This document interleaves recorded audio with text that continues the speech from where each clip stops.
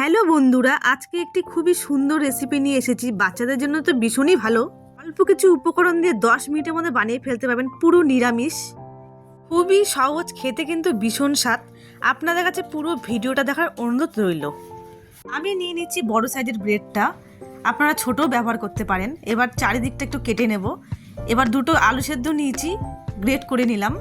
পরিমাণ মতো নুন, চিলি ফ্লেক্স, অরেগানো আর একটা ম্যাগি মশলা ভালো করে হাত দিয়ে চটকে মেখে নেব। এবার ব্রেডটাকে সাজাচ্ছি ভালো করে দেখুন। প্রথমে দিয়ে দেবো আলুর পুর, তারপরে দিয়ে দেবো পনির, একটা লেয়ার হয়ে গেল। এবার একটা ব্রেডের মধ্যে দিয়ে দেবো পুদিনা পাতা, ধনে পাতার চাটনি। এবার উপরে ওটা বসিয়ে দেবো। এবার উপরে আবার দিয়ে দেবো পুর, আবার একটা করে পনির দিয়ে দেবো। এবার দিয়ে দেবো চিজ, একটা ব্রেড উপরে বসিয়ে দিলাম। তারপরে দিয়ে দিলাম টমেটো সস, মিউনিস।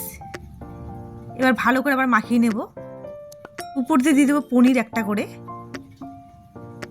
আরেকটা ব্রেড দিয়ে দেবো উপরে। এবার উপরে দিয়ে দেবো আলুর পুর, এবার দিয়ে দেবো চিজ,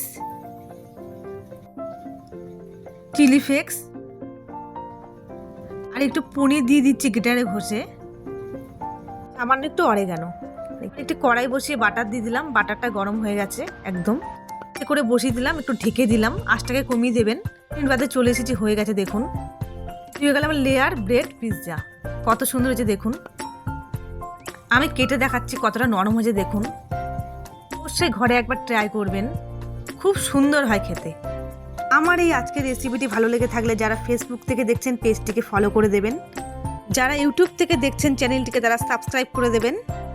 আপনারা পাশে থাকবেন যদি নতুন নতুন ভিডিও নিয়ে যদি আসতে পারি। আর আপনারা ভালো থাকবেন, সুস্থ থাকবেন।